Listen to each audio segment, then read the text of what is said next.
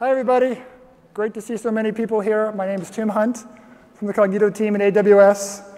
Glad to have you here for our presentation today. It's got a name so big it almost doesn't fit on the slide. It's because it's packed full of so much good stuff that we want to tell you about. So we're going to talk about sign in and sign up, authentication, user identity for your apps, mobile and web apps. I'm going to get us started in a little bit. Adrian Hall is going to come up and give you a demo of how easy it is to do some of the things we talk about. So let me get started. So we're going to talk about identity, which I contend is very important, and I think you'll agree. It's a starting point. It's the entry point for a lot of your apps, and it's important for a number of reasons. Let me list a few of them for you here. You're probably aware of a lot of these, which is probably part of why you're here as well. So first, identity is critical for security and access to your apps. It's the starting point. It controls who can access your app, what they can do in your app. It's authentication, it's authorization, so it's critically important for the security and access to your app. Identity is also really important for your customers and the things that they come to own in your application. So your users are your customers, and typically, or in many applications, they'll purchase something, they'll enter a comment or some other content, they'll upload some images, or they'll make some progress, so they end up owning something in your app. And identity is the critical way you can attach them to those things that they come to own. Also, it's key for the user experience. So in a simple way, you can greet the user, hello, Tim, something like that. But in a more important way, you can customize the experience so that it matches the role of your user. So you tie that identity, that user, what access they have, where they are in their journey in your app, to their experience based on their identity. And then lastly, another important thing for identity is the customer relationship. So again, these users are your customers. And you want to do more than just sign them up and let them go on their way. You want to build a relationship with them. You want to track their usage. You want to be able to reach out to them and bring them back if you haven't seen them in a while. You want to engage those users. That's also critically tied to identity. So hopefully, if you didn't already agree, you're convinced identity is super important. So it's super important. How do you get it right? So there's three things I want to highlight that I think are really must-haves. And the first one is putting security first. We're talking about, again, authentication, authorization, access to your app. All these things are the front door. They're sort of the entryway that you need to protect. And you need to make sure that you're protecting that sensitive user information as well. So you've got to put security first. Make sure that it secures your app and that the platform itself is secure. Another really important thing to think about for identity is minimizing user friction. I've mentioned already this being the front door. You don't want users to get stuck at your front door and drop in your conversion. You want to make it easy for them to get started. So it's really important that you give them options, that you make them easy for the user to get started so you don't have users give up when they either don't want to go through the burden of signing up or have some hiccup signing in. And then the third one here is preparing for success. You hope to be in the enviable situation where your application is successful and your user numbers and the rates of sign up skyrocket. You don't want your sign up or your sign in process to become a bottleneck and to have all your hard work get hurt by the inability for your identity system to keep up.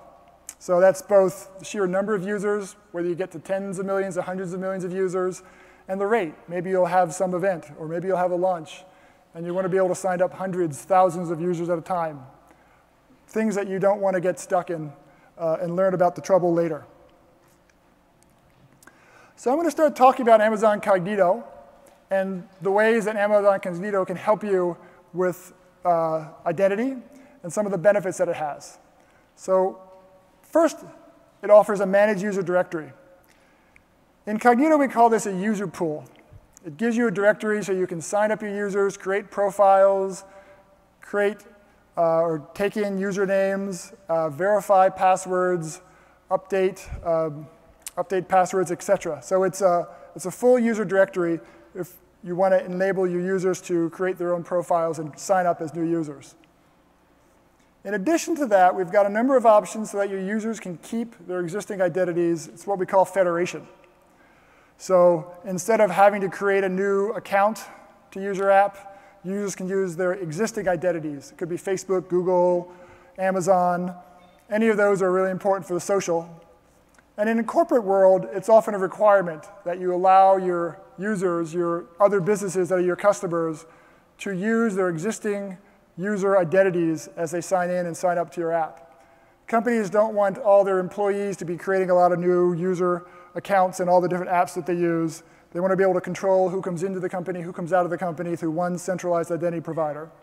Often that's Microsoft Active Directory or Azure AD. And you want to be able to integrate, and we offer that through SAML Federation in Cognito user pools.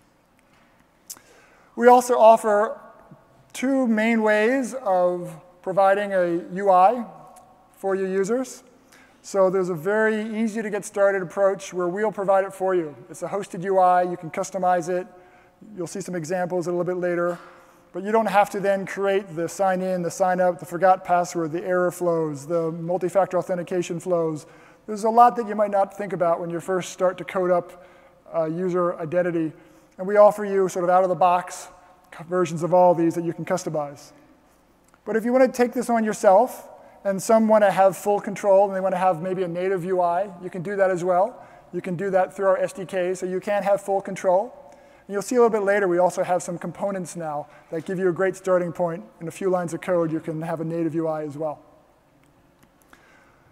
Another piece of Cognito is the ability to get AWS credentials for accessing your backend. So if you've got an app, and your app accesses things like files in S3 or data in DynamoDB, and you want your app to be able to call those services directly, Cognito offers the best practice recommended way of providing for your app temporary credentials so you can access those services securely. And then last, standards are really important in identity. They're crucial for integration between your app and the identity provider or your app and the back end. They make it a lot easier to plug and play different components, and we're providing multiple standards, and the list is growing, but we've got OpenID Connect and OAuth 2 as well. So let me talk about some of the common scenarios that developers are facing or often solving.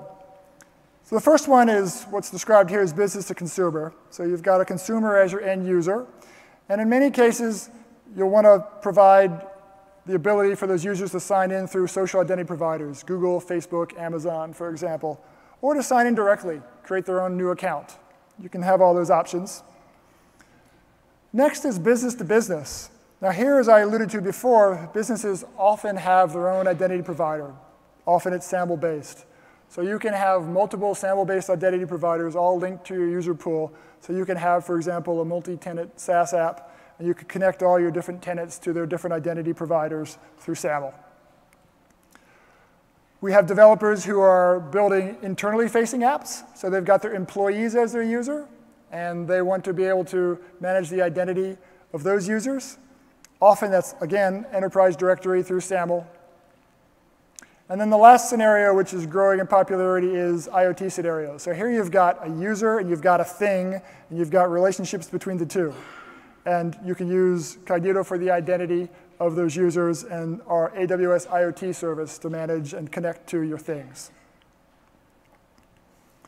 So let me dive into user pools a little bit more.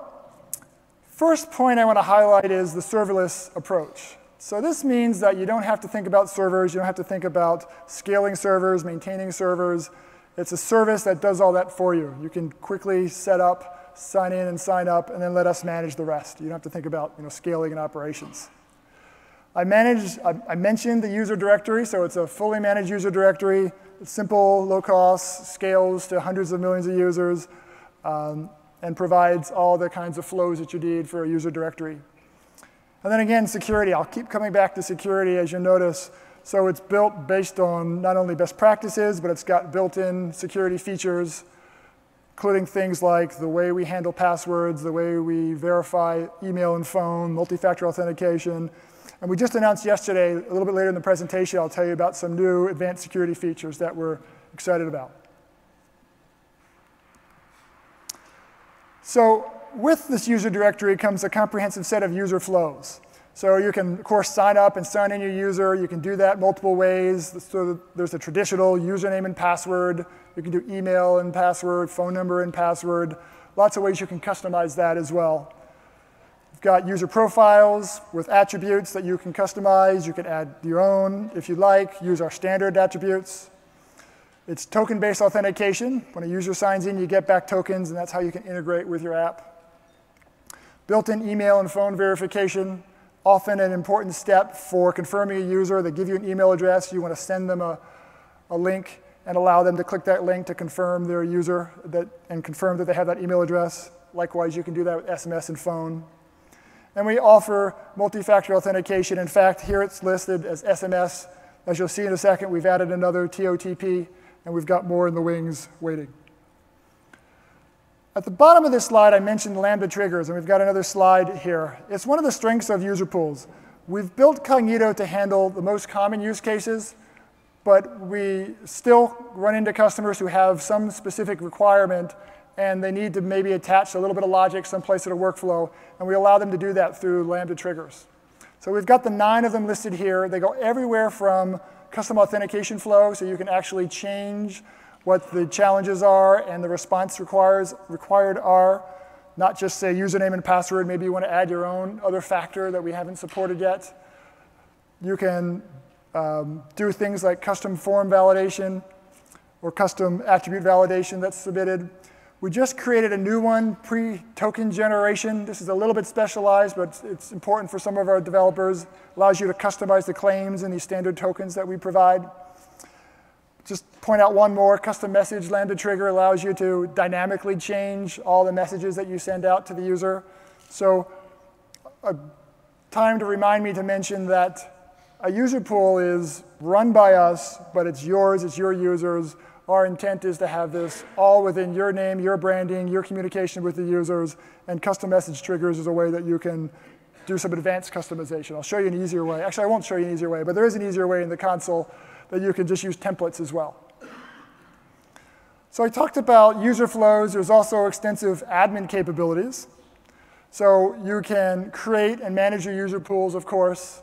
You can define custom attributes. You can define which of those attributes are required. And you can also manage permissions. So we have in Cognito the concept of an app client. You might have an iOS app. You might have an Android app. And you can have different clients for each of those. Or you might have one game, have one app client, another game, have another app client, however you want to organize it. You can set up permissions so that different app clients have different read and write permissions for all the user attributes. So you can control those kinds of permissions. You can also set up password policies, length, the special characters, numbers that might be required.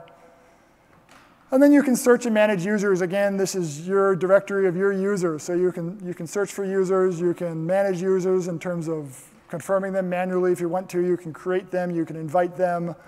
You can sign them out. You can delete them. You can change their MFA. So there's a lot of different admin capabilities for managing your users as well. So I talked about the built-in UI.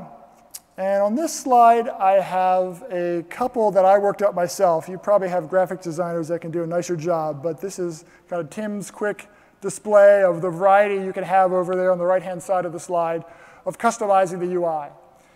Here you can change the CSS properties, and in our console, you can very quickly change some of the easiest, or some of the more common, rather, properties that you might want to edit. Colors, line weight, sizes, that kind of thing.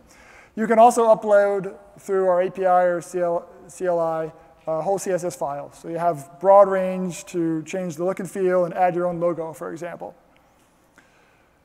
You can also customize what sign-in options the users get. So in the console, you can configure different ways to federate users, maybe Google, Facebook, or whether or not you want to use a SAML identity provider. And then you can decide for your app client or for your users which options you want to provide for them. We also have a feature which is shown here on the bottom right, where if you're in an environment, this is more of a B2B use case, a multi-tenant use case, where you have multiple different users who need to sign in through different identity providers. You can map email domains to different identity providers in Cognito so that when you start by asking them for their corporate email, we'll then do the mapping and we'll send them off to the right identity provider. So it's really seamless for them. Now, I just talked about this hosted UI. Again, you can build your own UI, and there's an example of a native UI there on the left. This actually is one of the ones that you'll see like in our demo, that you can take a componentized one and you can also customize that as well. So you really have the options. You can do it however you want.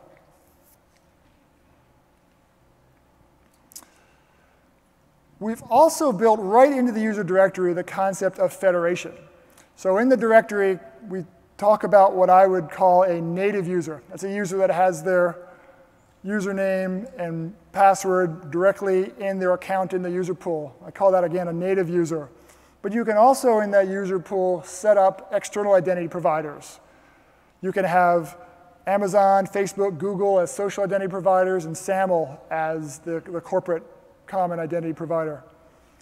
And that means that you, as a developer, don't have to worry about interacting with these other external identity providers. You can come to the Cognito console, you can configure the settings for these different identity providers. So for example, you go to Facebook, you sign up as a Facebook developer, you get an app ID, you get an app secret, you put that in Cognito, and then essentially you're done. You check the boxes and Cognito will handle all the interactions with Facebook for you. Same thing with SAML, actually. SAML requires you handle the postback of a SAML assertion, and it's more than you might want to get into unless you're really into SAML. It's a really easy way to integrate. And then with that, you can also map the attributes. So in these tokens and in API calls to Facebook and through SAML, you'll get back information, maybe from SAML, what group they're in, what department they're in, or in Facebook, maybe what their email address is. And you can capture all this information as well in the user pool. So when you federate through the user pool, you get a local profile in that user pool. And that's what's kind of in my illustration depicted there by all those little IDs in the Cognito user pool. That means you have a local copy. It gets updated every time the user signs in again. But you can also use that information in your app. And then from Cognito, you've got one interface from your app to Cognito that allows you to expand to all these external identity providers. And so Cognito always provides what I have shown there as CUP, Cognito User Pool Token. So Cognito gives you those standard-based tokens, encapsulates all that user information, and then your app just needs to understand how to use these standard-based tokens that Cognito uses to normalize all the external identity providers. So it makes Cognito a universal directory. So your app learns how to use Cognito. Later you decide you want to add another SAML identity provider. You want to add Facebook. You hook it up in the console, and you're done. It's very simple.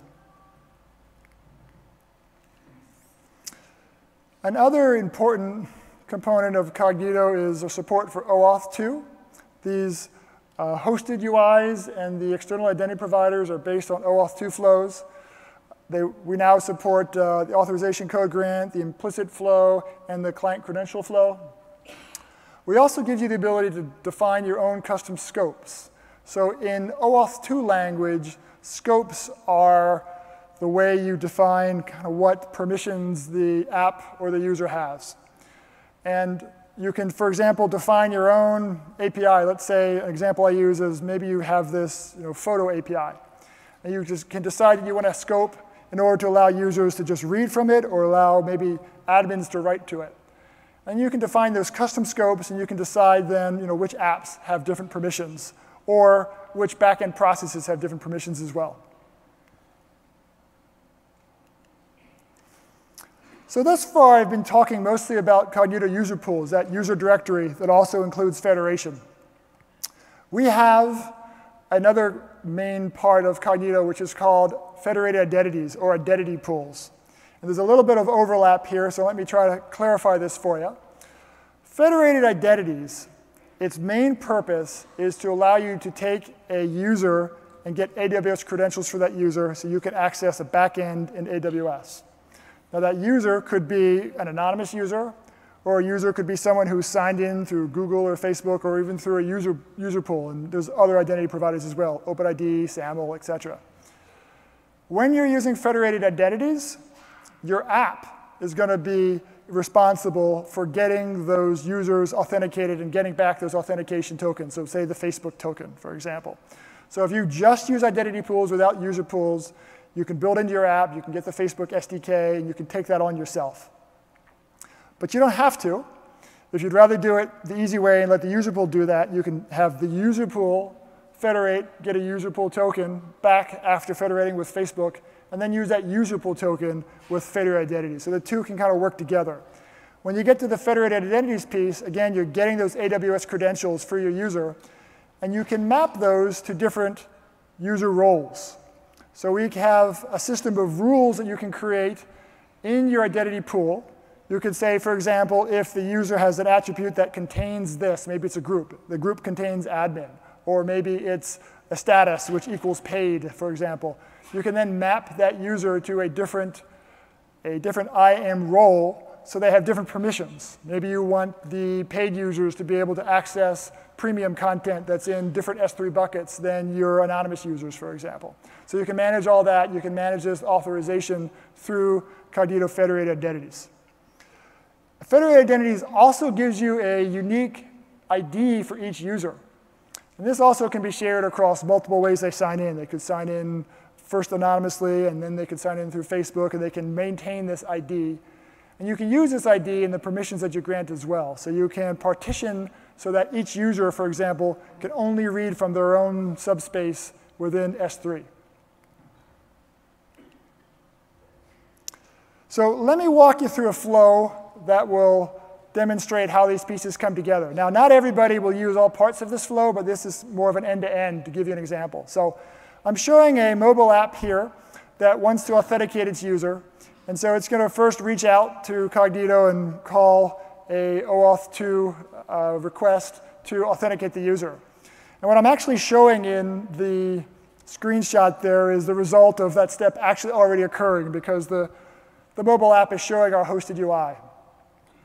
Now, if the user is what I call a native user, there's a sign in directly with username and password fields there. The user pool could retrieve that information, turn around, and be done. But I'm going to show you kind of the longer flow if you're going to also include federation. So if the user, for example, chooses to click on, in this case, Facebook or Google or one of the options, Cognito will handle all the interactions to make that happen. So it would redirect you or redirect the user to Facebook or to Google, have them sign in. Same thing with SAML or Amazon. So it handles that interaction. And then it will get back from the identity provider its token. So we get different tokens back from different identity providers. You don't have to worry about that, because Cognito handles those. They validate them. They parse them. And they can then, as I mentioned before, pull in whatever attributes you've mapped into the local profile. So it can extract whatever user information you want into that user pool. And then the user pool gives back to your app that Cognito user pool, or CUP token, as we abbreviate it. Again, this is the OpenID Connect and OAuth 2 ID access, and there's a refresh token as well. So now your app, no matter how the user authenticated, gets one response all the time. And in some cases, you'll just want to work with that token. So you might just take that token and take it right to API Gateway, where we've got some built-in integrations that will accept that token without any coding and allow you to say, if you want to access this resource, you have to come from this user pool. And it's simple console hookup. But to also bring the other part of Cognito into the picture, this is the identity pools piece, you can also use that user pool token to get AWS credentials from that Cognito identity pool. And then those keys or these AWS credentials can be used directly from your app if you want to access, again, DynamoDB or S3. And again, you can have different credentials for different users based on different attributes or what groups they're in, etc. So I've talked probably more about authentication authorization. So I'm going to lay out a few scenarios here as well. These are the most common patterns. We've seen a little bit of this on the previous slide, but I want to expand just a little bit. So first, some of our developers use Cognito as a standalone identity provider. So that means that they use Cognito to handle the auth for them, and then they go their merry way with their app and the tokens, and they handle all the rest of validating those tokens and using them to authorize whatever resources they need to access themselves. That may be on-prem, could be anywhere. Similar in some ways to that is the one in the middle, which I just mentioned before, API Gateway. So now you're going to use those user pool tokens with API Gateway. We've got, again, a built-in integration where you can just use that token through a Cognito authorizer, and it's built in. There are more advanced ways where you can do fine-grained authorization by inspecting what's in the token. So you've got options there for API gateway. And then the third option here is those AWS credentials. So now I'm using the Cognito Identity pool, Federated Identities, and I'm getting back those AWS credentials, and I'm using those and the different IAM policies and the power of what you can do with an IAM policy to control access to the different AWS services.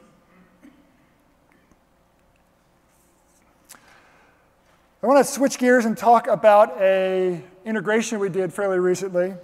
This is, I think, really a natural fit between two of our services in AWS. So if you're not familiar with Amazon Pinpoint, it's a service that offers analytics, so you can instrument your mobile app and you can track user behavior, and also user engagement. So you can have campaigns for users, send them push notifications or emails to stay engaged with those users through campaigns. And then, of course, we've got Cognito here as well. So we've got Pinpoint, which is all about user analytics and user engagement, and we've got Cognito, which is all about user identity. So it's really kind of a natural integration to bring them together. And what that means is that we've integrated, and if you update to the latest SDKs and add a couple lines of code, you now have one uniform, one consistent user ID across both of these services. So if a user signs in or signs up with Cognito, those activities or those events and the same IDs now flow into Pinpoint. As well as if you choose to enable this, the user information like their email address and their phone number. So they sign up with Cognito, and now you can capture their phone number and their email address so that you can send them a communication through Pinpoint. On the Cognito side, you also can use the benefit of Pinpoint analytics. So now you can look up graphs, and you can analyze the sign-ins, the sign-ups, the failed sign-ins. You can push this through Kinesis to Redshift, so you can do some further data analysis as well.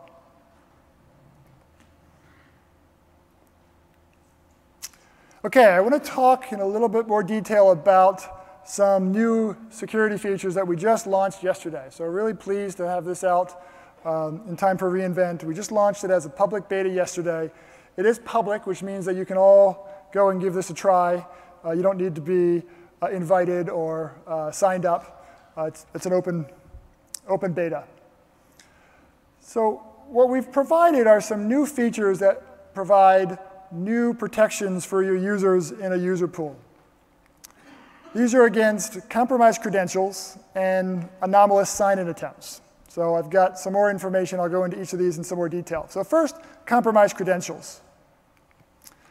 So you may know, you may even be guilty of having reused your same credentials as many websites or many applications. So it's understandable that it's difficult for users every place they go to come up with a unique password. And so unfortunately, users fall into the habit of reusing the same, say, email address and password at multiple different sites. We've seen polls that the large majority of people actually do this. And while it's, again, frowned upon, it's somewhat understandable and not a huge surprise that it happens. But where the trouble comes in is when one of these sites then unfortunately gets breached or gets hacked. And unfortunately, you hear a lot about this in the news today about this leak of hundreds of millions of identities or that one. And what happens is that these now compromised credentials or leaked credentials get traded and sold on dark places of the internet by people who don't have your best interest at heart.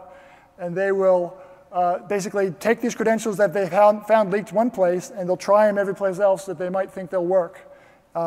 It's surprisingly common. The number of attempts you see is actually pretty high. So because we're AWS and we have the resources that we do, and we can establish the partnerships and the programs, and we can reach out to sort of other players in the industry, we're able to collect information about these breaches.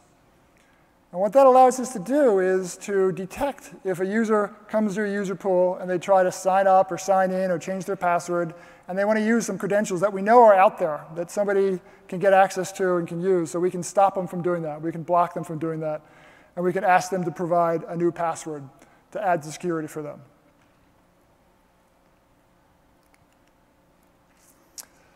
The other major feature here is adaptive authentication. So we know, and I've just talked a bit about passwords, we know that passwords have been around for a long time, they'll be around for a while longer, but we know they're not always enough. And there are times when you want to require more than just a password. But we also know if you do that to all your users, you're going to drive a lot of them away. So what we're doing here is we're being smart about when we add an extra layer of security for a user sign-in.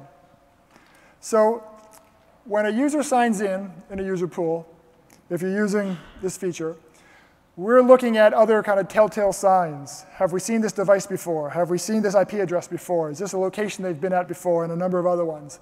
And that gives us the ability to come up with a risk score.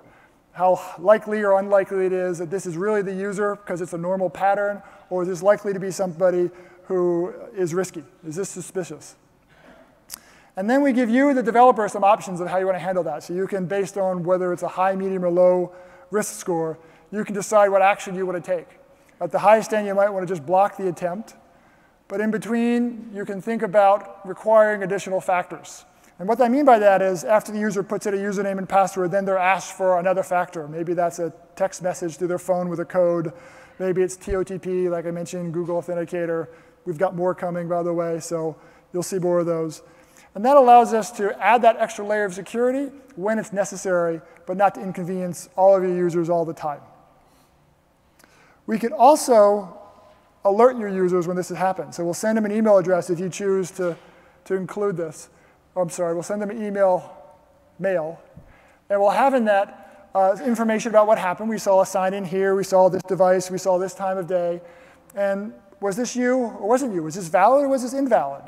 So the user can tell us whether or not it was really them. We can learn from that, we get smarter, our algorithms get tuned, and we also then alert the user if that wasn't you, change your password immediately. That also gives the user kind of the comfort. They know that security is important to you, to your app, and that they have this added protection. And with both of these features, we have new reporting capabilities. So you can view in aggregate, in CloudWatch metrics, the number of attempts to sign in and sign up or change passwords, how many of those had some risk associated versus no risk, and the ones that had some risk associated, was it high, medium, or low? And in addition to those aggregate metrics, we also, for each user, we track their history of sign-in and sign-ups. So you can look, and I'll show you in the console in a little bit, you can see every time somebody has signed in, what were the risks that were found, what was the outcome. So for example, if a user calls you up and says, hey, it looks like something's wrong with my account, you can say, well, look, we saw a sign-in from Denver. Were you in Denver?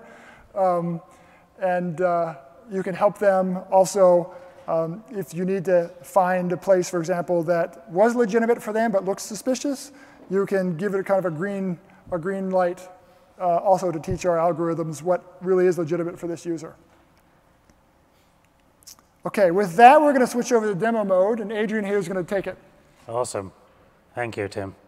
So let's take a look at some code and how this would actually be, how you would integrate Cognito into your own application.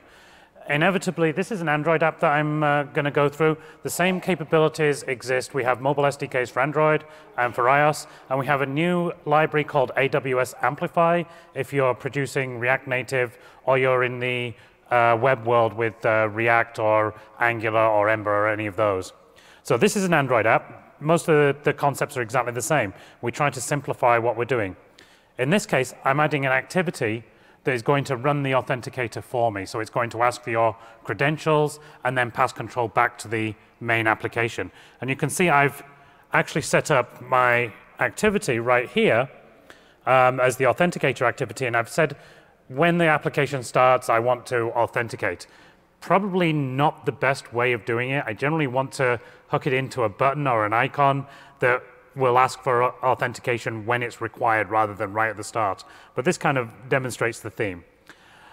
The other thing that I need to do when I'm defining this is I need to ask permission to use the internet. Because Cognito is a cloud service, I'm going to reach over the internet to actually access that. So that's the first part.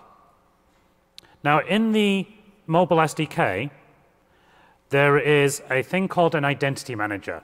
And this identity manager is an object that you instantiate once. It's a singleton. And its job is to communicate with Cognito for you on your behalf and keep track of all the requirements. We use this AWS configuration. I'll get more onto how to define that a little later. It's something that you download from the console. But then I create an identity manager. In this case, I'm going to add a specific sign-in provider for the Cognito user pools. There are sign-in providers also for Facebook and Google. And if you're in a mobile app, you probably want to integrate the Facebook or Google SDK for authentication so that you get that nice user experience where your app flips over into the Facebook app or the Google app. It asks you for permission to use your identity, and then it flips back seamlessly again. So that's provided by the SDKs for those providers, and you can integrate those directly in. So this is just one additional line to the identity manager. And then we'll go to the authenticator activity. So this is the actual activity that we do. We bring in the identity manager. And then the piece that actually becomes interesting is this line here. This is setting up the authentication UI.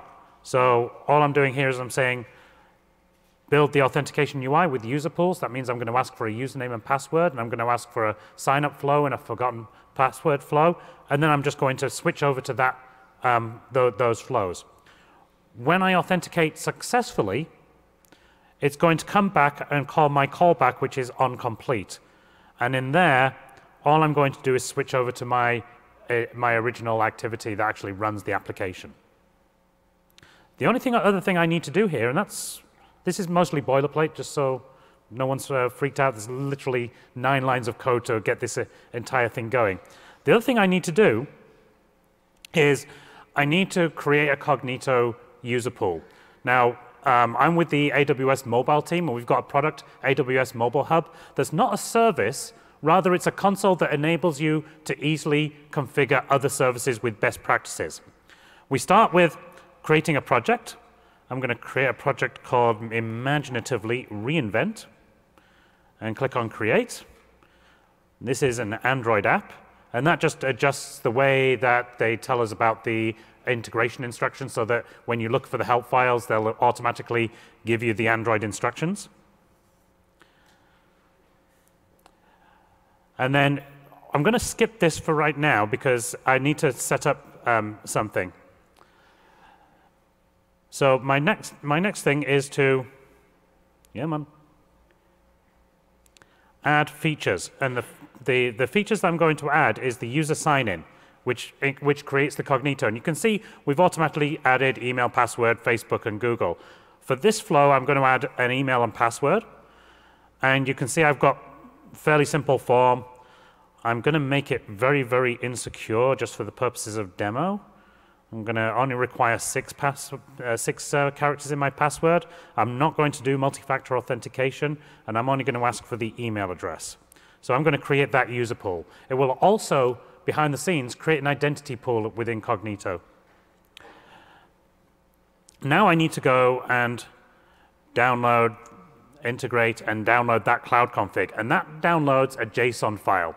Now this JSON file contains the AWS constants, things like the Amazon Resource Navigator, the ARN numbers, and the app IDs that you need in order to integrate the service with your app. So now instead of putting in big long strings and copy and paste them into another class or another file, we just download that for you.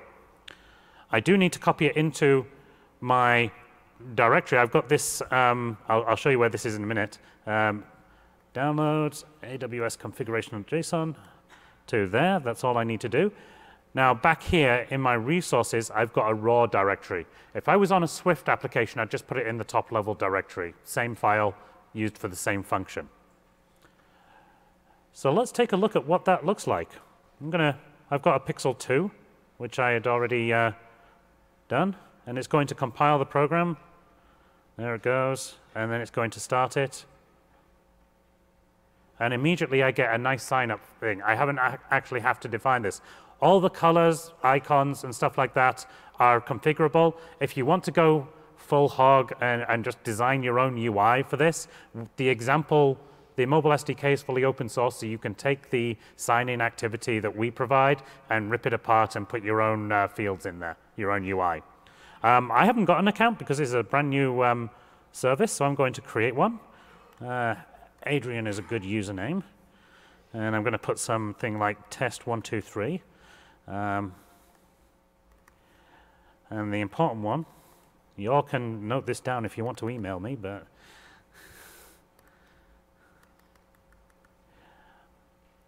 and I'm going to click and I'm going to sign up, and hopefully my phone is close enough that I'll be able to get the piece.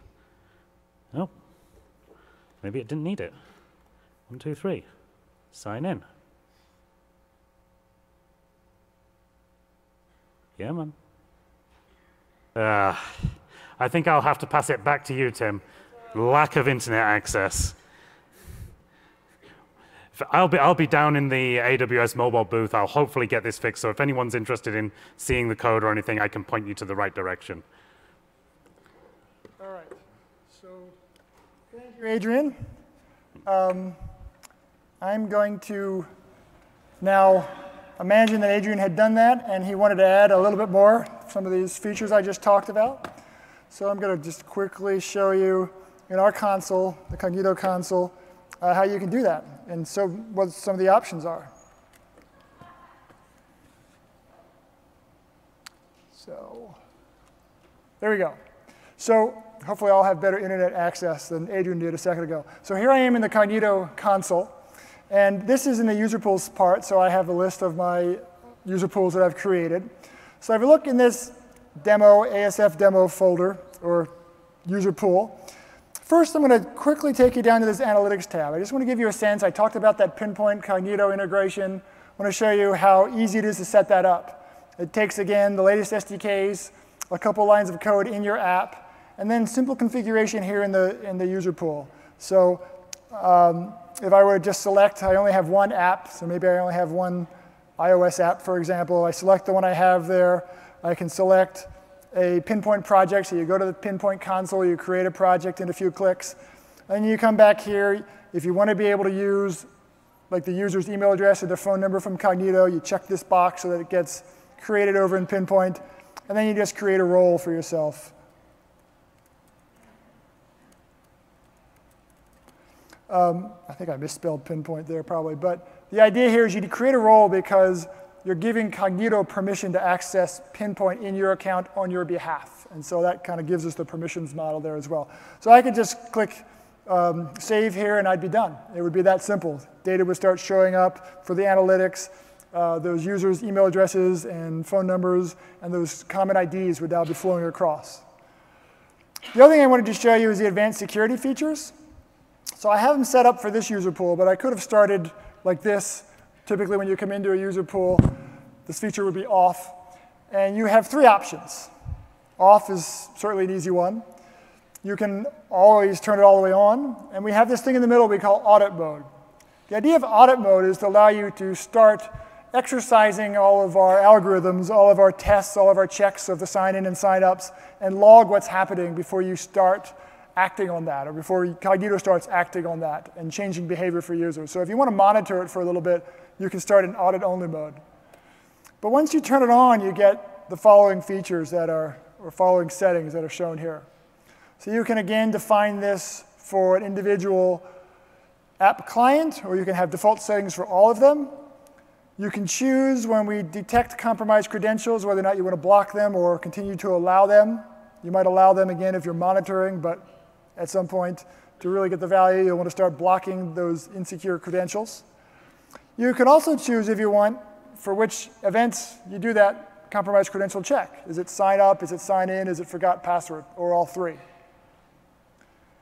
And then on adaptive authentication, you get to choose what actions get taken at different risk levels. So as I described, Cognito will assign a different risk level based on how unusual the sign-in request looks. And then for each, you can decide if you're going to allow the request. All the way over on the other side, you could block the request. Or in between, you could require multi-factor authentication or a second factor. We've got 2 versions here. We've got optional and required. Optional means that if that user has set up another factor, if they've given you a phone number, for example, that you could use, or if they've set up TOTP, then you'll require that they complete that second factor. If they've got a factor, they've got to use it under optional. But if they haven't got a factor, they can still continue. So the user has not yet progressed to being able to secure their account, but they're not blocked. And you might choose for some risk levels, that's the approach you want to take. Or you could take require MFA, and that means that no user gets passed unless they've got that second factor set up. So if they haven't yet set up a second factor, they're stopped. You can make that choice. And then again, I mentioned you can notify the users. You can check for each of these levels whether or not you want to send out that email that says we've detected an event. Was it you or not?